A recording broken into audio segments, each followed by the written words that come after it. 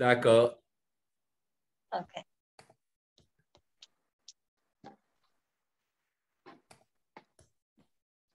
Voilà, bonsoir encore une fois.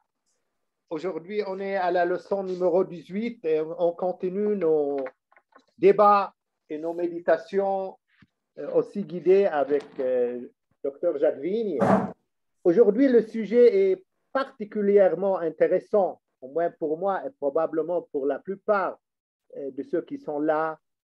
C'est un penseur bouddhiste. Dans le bouddhisme, il est très bien connu, mais à mon avis, et d'après mes études dans l'histoire de la philosophie, qu'il n'a pas eu ce qu'il mérite, soit des études, soit aussi par l'impact qui apparemment il a eu sur beaucoup d'écoles hindouistes et autres, et cet impact qui reste toujours flou ou pas très clair. Les hindouistes n'arrêtent pas en quelque sorte de cacher cette influence qu'a eu Nagarjuna. Et on va tout de suite, là, au moment du débat, un petit peu élucider cette partie, cette idée et encore, disons, cette influence qu'a eu ce grand penseur qu'on nomme souvent le second Bouddha, tellement il est important dans l'histoire du bouddhisme. En même temps, il était un médecin ayurvédique même. Et là, les hindous le reconnaissent. Et dans les traités de l'Ayurveda, on le cite très souvent. Il était un grand sage, un moine et aussi un fondateur même de l'école de Mahayana. Tout ça, on va en parler dans notre débat. Mais avant de commencer, Nagarjuna aussi était un grand moine, un grand initiateur à la méditation. Donc, Dr Jacques Vigne, il va commencer par nous guider dans une méditation inspirée par l'enseignement de Nagarjuna.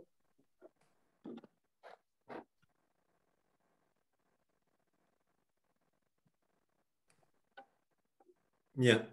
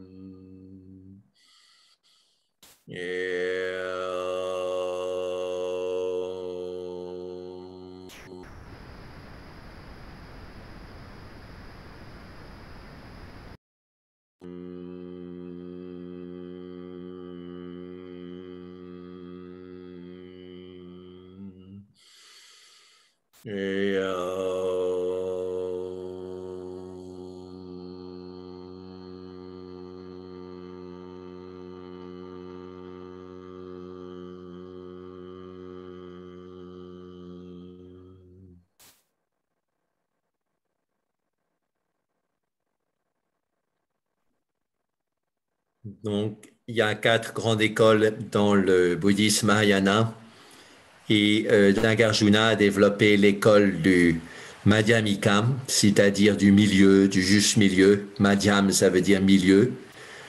Et donc, on va travailler sur cette notion de milieu dès le début. Et donc, je pense que c'est l'école la plus ancienne du bouddhisme Mahayana parce que Nagarjuna était au tournant du 1er et du 2e siècle après Jésus-Christ. Donc, il a vécu juste 6 siècles après le Bouddha et il a jeté toutes les bases du bouddhisme Mahayana. C'est pas le seul, mais il y avait le bouddhisme Sarvastavadi qui était là. Il y avait le bouddhisme Theravada. Donc, Sarvastavadi, c'était plutôt du bouddhisme Theravada. Il y avait Ashvagosha qui était là, qui a fait une première forme de bouddhisme Mahayana. Donc, il s'est séparé de ses écoles il a fait sa propre école avec donc de l'originalité pour l'époque et il a influencé le bouddhisme tibétain. Hein, c'est une des écoles, une des de pensée les plus chéries par le bouddhisme tibétain, c'est le Madhyamika et aussi le zen. Le zen est beaucoup basé sur le Madhyamika. Donc, on va faire d'abord la le mudra de Vajramudra, donc l'index droit en face de soi qui représente l'axe central, empaumé par la main gauche.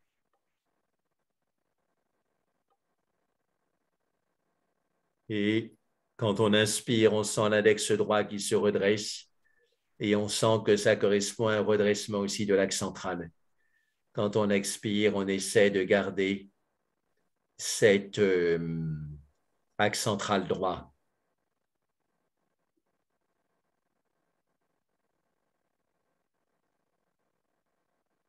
On visualise l'index droit de lumière comme ayant sa base au Muladhara et ayant son sommet au sommet de la tête.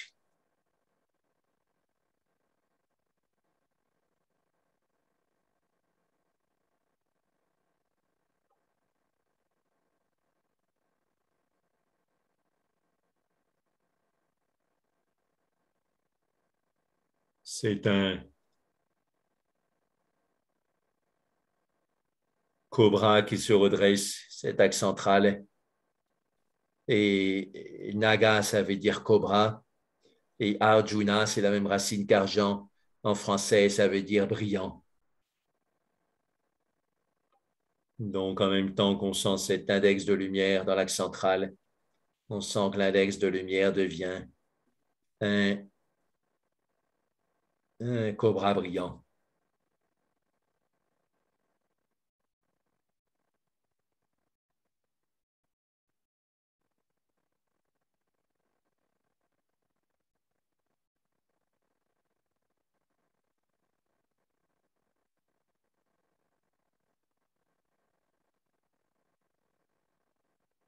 Un des intérêts du cobra, c'est qu'il n'a pratiquement pas de menton et toute l'énergie va du capuchon du cobra vers ses yeux et son dard. Et donc, le dard du cobra, ça correspond au troisième œil. Là, c'est un peu différent du cobra physique, puisque le dard est au-dessus des yeux, à la place d'être en dessous, comme dans le cobra physique. Mais quand même, l'analogie est forte. Et il n'y a pas de menton. Les mentons, c'est les émotions perturbatrices, peur, avidité,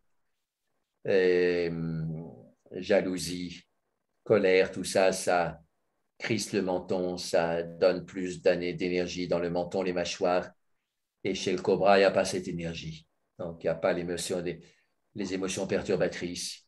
L'énergie peut suivre son cours naturel, c'est-à-dire de monter dans l'axe central, de tourner vers le centre de la tête et de sortir en pleine force au centre du front.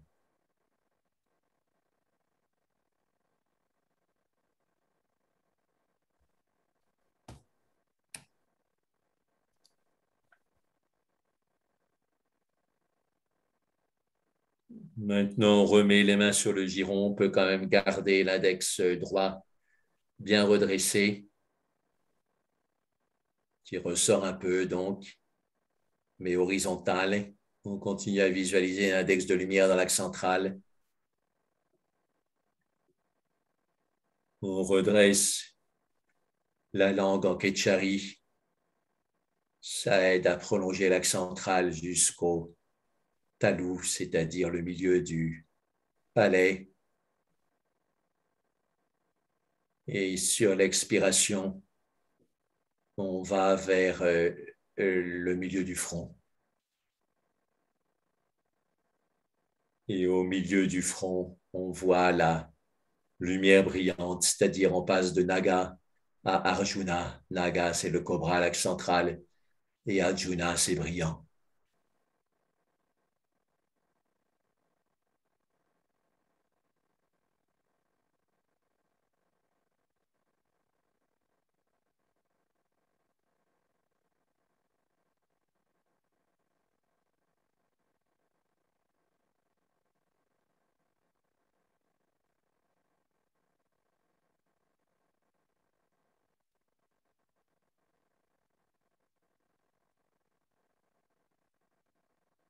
Alors, d'un côté, Nagarjuna était un logicien très strict, mais de l'autre, il était aussi alchimiste. Comment joindre ces deux choses qui paraissent presque opposées, parce que l'alchimie, c'est plutôt des symboles complexes, difficiles à comprendre, etc. C'est le contraire de la logique. Et donc, il y a un lien à faire entre les deux. C'est de dire que la plus grande alchimie, c'est de transformer l'or du monde, le plomb du monde, le plomb du samsara, en or du nirvana, de l'expérience mystique ultime. Donc, on trouve que le monde nous plombe, nous alourdit, les soucis, les problèmes à résoudre tous les jours, problèmes financiers, problèmes de la société, problèmes de la religion, problèmes de santé, problèmes affectifs, problèmes physiques, problèmes métaphysiques. On est dans le plomb, ça nous plombe. Mais grâce au coup de magique, de baguette magique, de la concentration juste, de la compréhension juste, on peut transformer le plomb en or.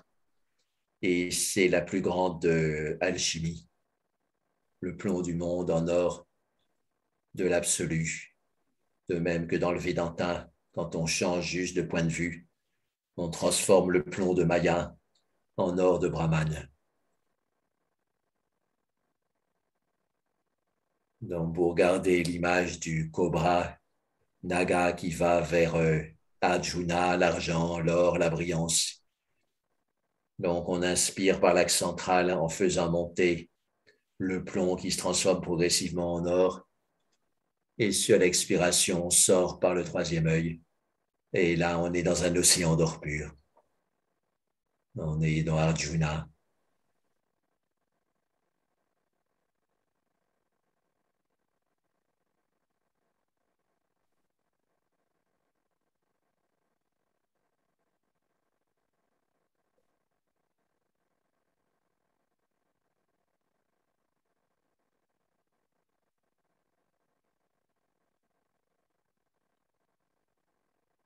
Même quand je ne le dis pas, on ne pas hésiter à inclure l'oscillation de la tête que faisait tout le temps Swami Vivekananda.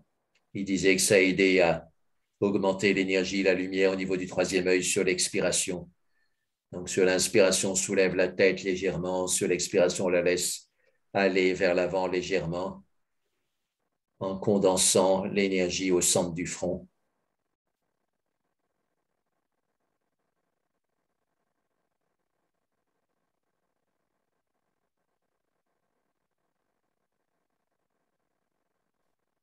On passe de Naga à Arjuna.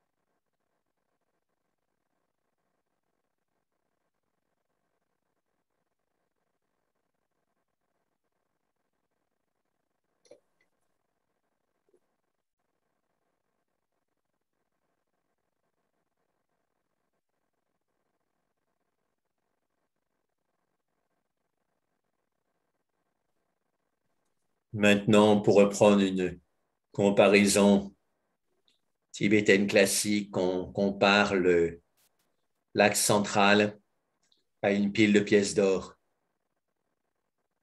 Et donc, c'est comme si plus on en allait vers le haut, moins il y avait de plomb dans la pièce et plus il y avait d'or. Et quand on va vers le troisième œil, c'est même plus une pièce d'or qu'il y a, mais c'est carrément un disque de soleil. Qui a la pièce de l'or, c'est encore lourd comme le plomb, mais on transforme cette pièce d'or en disque de soleil. Et là, ça nous fait penser au nirvana. Nirvana, c'est ce qui ne reste pas. et aucune forme ne peut subsister dans le sommeil, tout est fondu.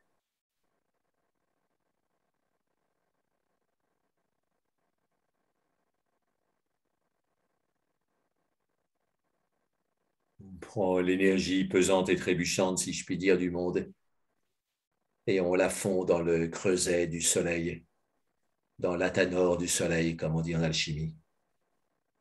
Athanos ou Athanatos, ça veut dire immortel. Athanos, c'est la non-mort, l'immortalité.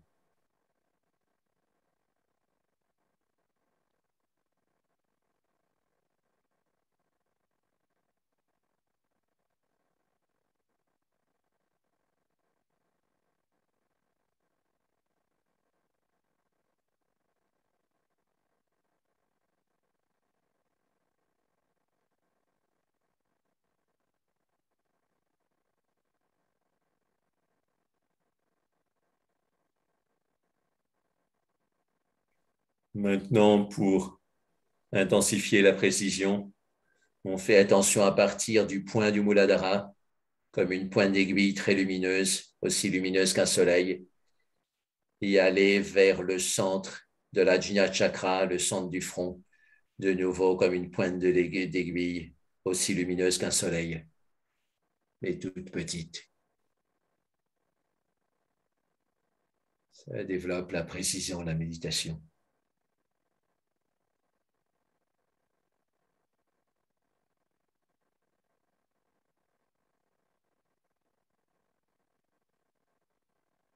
Ça fait aussi prendre en conscience qu'une méditation a priori très subtile sur une pointe d'aiguille lumineuse peut avoir une puissance aussi infinie qu'un soleil.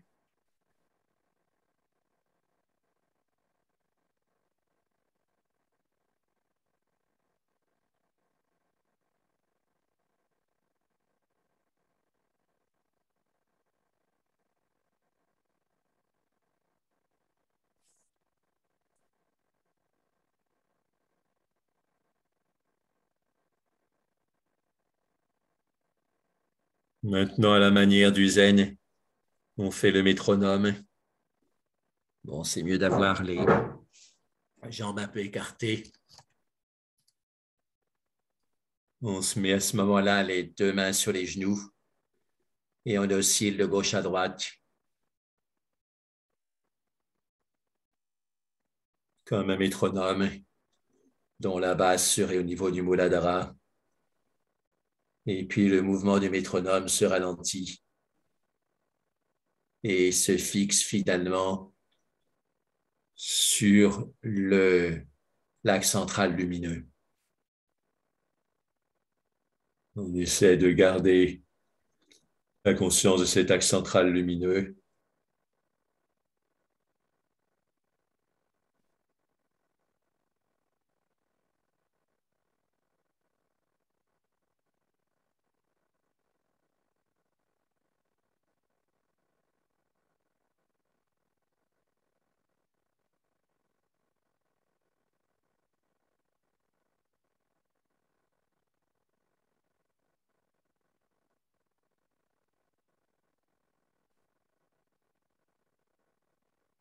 Maintenant, on reprend l'oscillation et on imagine que plus la branche du métronome s'approche du centre, moins elle est en plomb et plus elle est en or. Et quand elle arrive au centre, elle devient de l'or pur. Et on essaie de maintenir cette sensation d'axe d'or pur le plus longtemps possible, avec un mental finalement arrêté, absorbé dans cet axe d'or pur. C'est tellement beau qu'il oublie tout le reste. C'est tellement juste qu'il oublie tous les faussetés, tous les déséquilibres antérieurs, toutes les incohérences antérieures, pour trouver la cohérence parfaite, la cohérence d'or.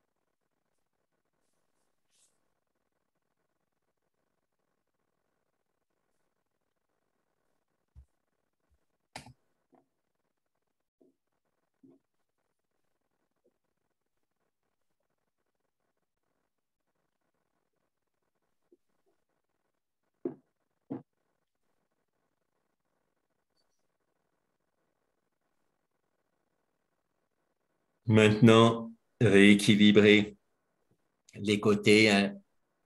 Donc, la voie du juste milieu, en anglais, ils disent golden mean, the path of the golden mean, c'est-à-dire du milieu d'or. D'où cette méditation qu'on vient de faire sur l'axe central comme axe d'or. Et donc, il y a une formule clé dans le bouddhisme Madhyamika de Nagarjuna qui est exprimée directement dans la Prajna Paramita Sutra, le sutra Prajna de la connaissance complète, paramita et parfaite. Et donc, c'est la forme est dans le vide est dans la forme. Et donc, ça paraît un peu abscon et métaphysique comme formulation, mais on peut le concrétiser de façon très simple en jouant sur les narines fermées.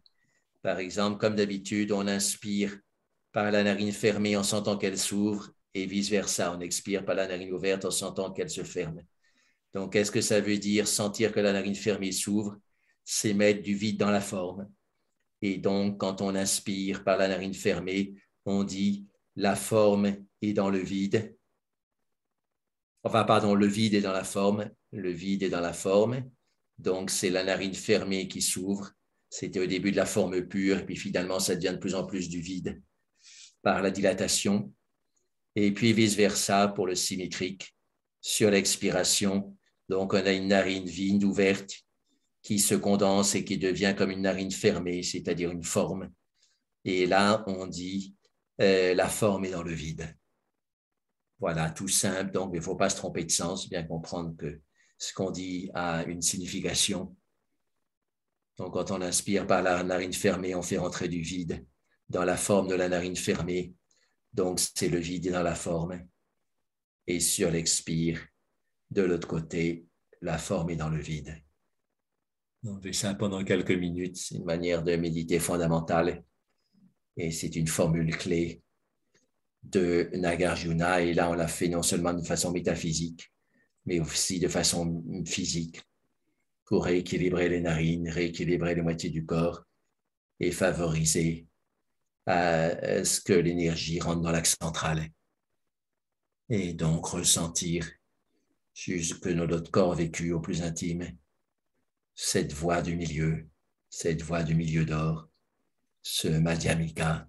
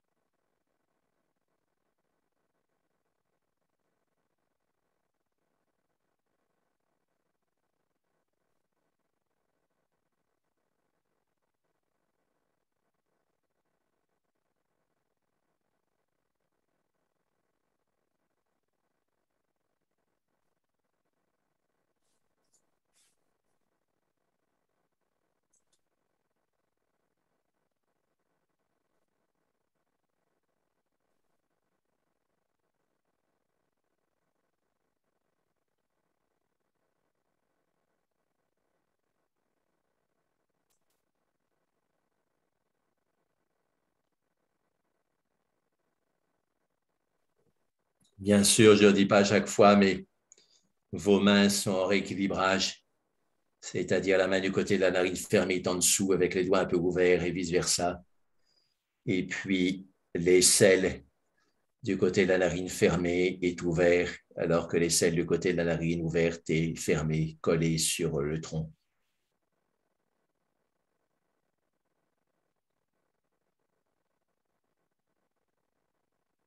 Le vide est dans la forme sur l'inspire par la narine fermée. La forme est dans le vide sur l'expire par la narine ouverte qu'on referme.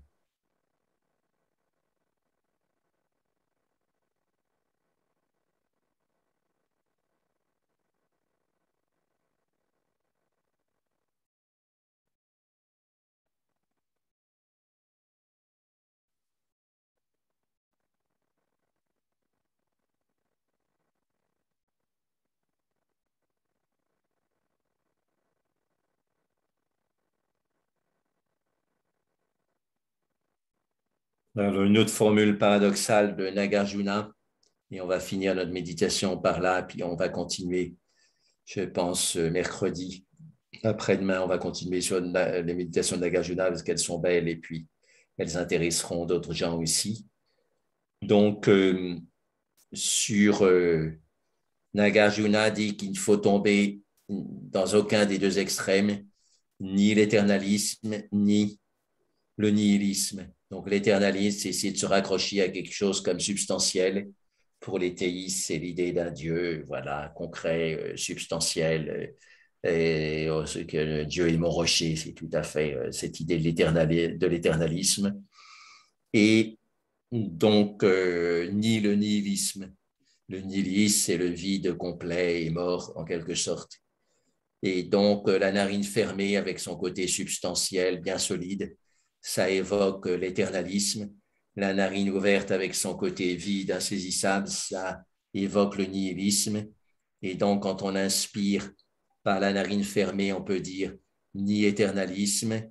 Et quand on expire par la narine ouverte, en la resserrant un petit peu, on dit ni nihilisme.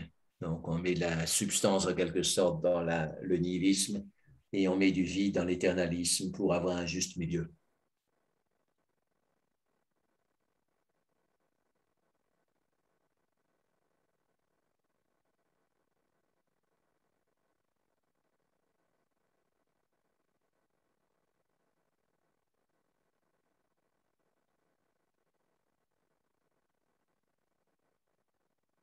Souvenez-vous que le but de ce rééquilibrage des narines, c'est que l'énergie rentre pour là dans l'axe central et monte jusqu'au troisième œil.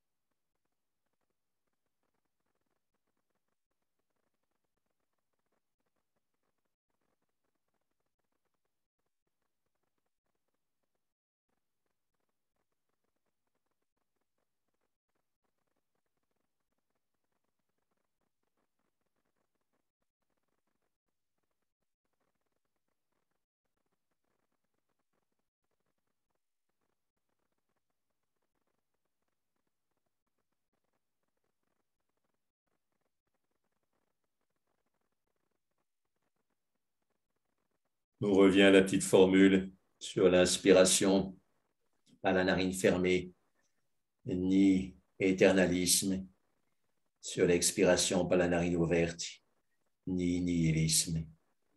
Et on sent que le résultat de tout ça, c'est une énergie qui monte dans l'axe central jusqu'au troisième œil, qu'on peut aider en faisant monter le point de contact des pouces vers l'avant, un petit peu vers l'avant et vers le haut. Ni éternalisme, ni nihilisme.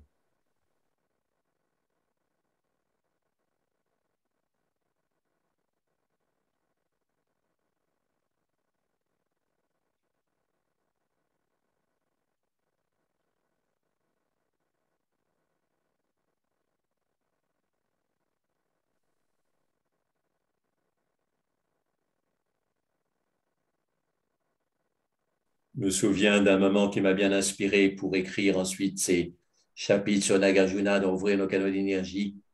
C'était en 1999, on avait fait un séminaire interreligieux sur vide, plein et christianisme, vide dans le bouddhisme, plein dans l'hindouisme et puis le christianisme.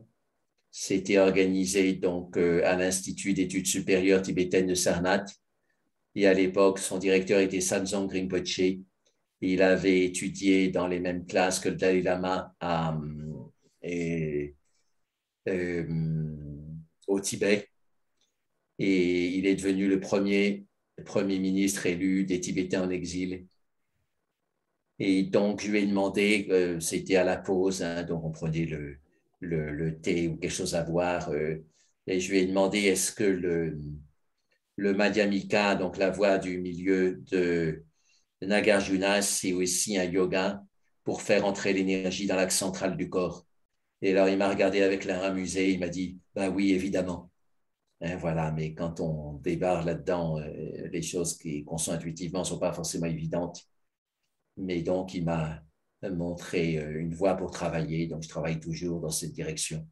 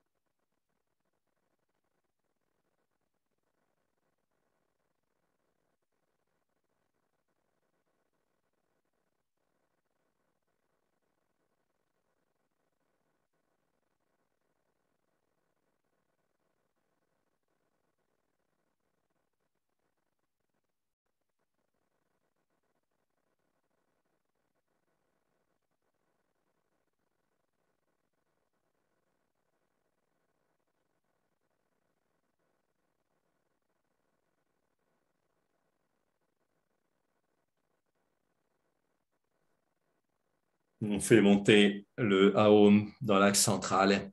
C'est aussi une forme de travailler la voie du juste milieu. Et on visualise ce juste milieu en or, le golden mean des Anglais, la voie du milieu d'or. Et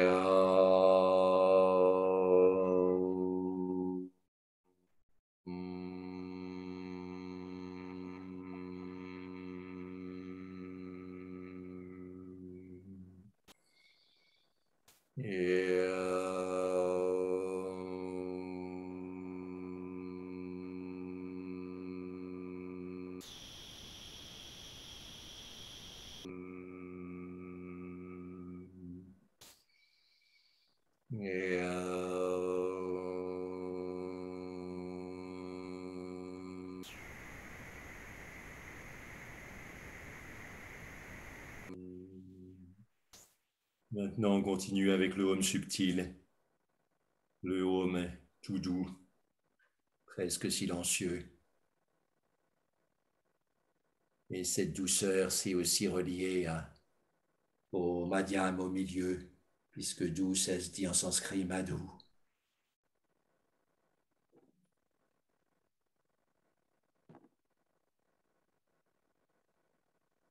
C'est un nom de Krishna. Krishna, ça veut dire, le mot Krishna, ça veut dire celui qui attire. Donc, on se laisse attirer par la douceur de cette énergie sonore subtile qui monte dans l'axe central. C'est à la fois Madhyama, le milieu d'or, la douceur, Madhu en tant que Krishna qui attire à l'intérieur. C'est tout ça. On sent résonner la flûte d'or de Krishna dans l'axe central.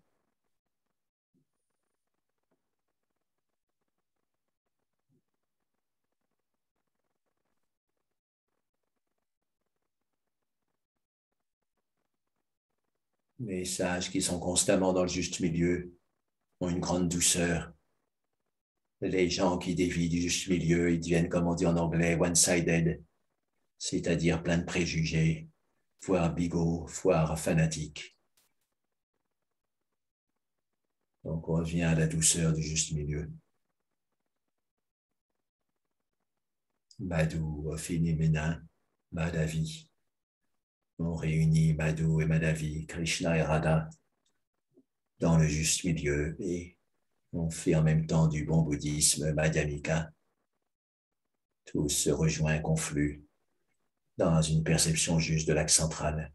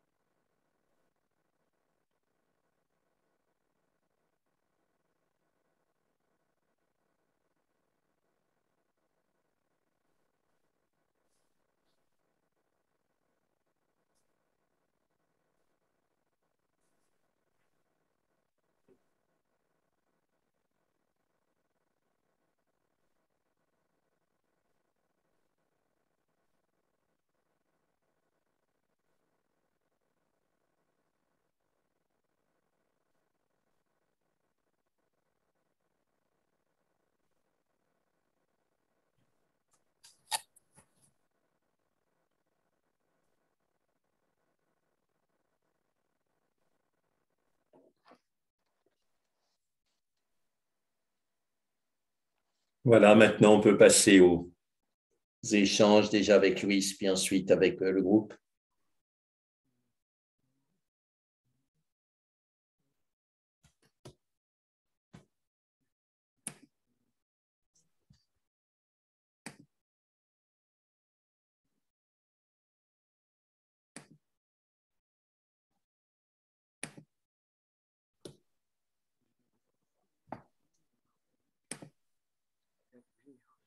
Toi, tu... Alors, le son n'est pas très clair. Est-ce que tu m'entends maintenant? Maintenant, je t'entends, oui, c'est bon. Oui. Et le problème, c'est que je n'ai pas su arrêter. Il y avait là un bouton sur lequel j'appuie pour commencer l'enregistrement. Je ne l'ai pas maintenant. Je ne sais pas pourquoi. J'ai l'impression que ça n'enregistre pas, mais réessaie tranquillement.